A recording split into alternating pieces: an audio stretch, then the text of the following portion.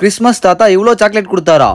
என் தங்கச்சி எங்க டீம் பசங்க எல்லாரும் என்ன தேடி வந்துட்டு அண்ணா கிறிஸ்மஸ் வருது கிஃப்ட் சாக்லேட்லாம் வாங்கி கொடுறா அப்படின்னு சொல்லிட்டு கேட்டாங்க. அதுக்கு எங்க சித்தி சொன்னாங்க அவனே டீ செலவு கூட காசு இல்லாம இருக்கா, அவங்ககிட்ட வந்து கேட்டுட்டு இருக்கா அப்படின்னு சொன்னோன்னே எல்லாம் கிளம்பி போயிட்டாங்க. அதுக்கப்புறம் எங்க டீம் பசங்க எல்லாம் டைரக்டா கிறிஸ்மஸ் தாத்தாக்களே சாக்லேட் கேட்க ஆரம்பிச்சிட்டாங்க. தாத்தா எங்களுக்கு சாக்லேட் வாங்கிட்டு வா அப்படின்னு சொன்னோன்னே சரணு இமயமலையில இருந்து மான்வண்டியில வந்து மரத்துல உட்காந்தா இருப்பாருங்க. அந்த மரம் ஃபுல்லா சாக்லேட் ஆகி போச்சு. கிட்டத்தட்ட இந்த சாக்லேட் எல்லாம் 1 கோடி வரும்னு நினைக்கிறேன்.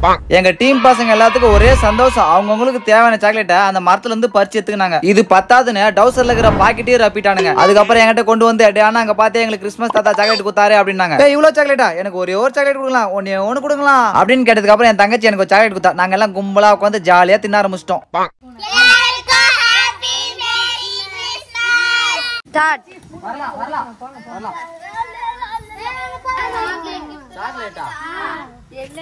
சாக்லேட் கிஃப்ட் அதேதானே உங்களுக்கு வேற வேற காசு இல்ல.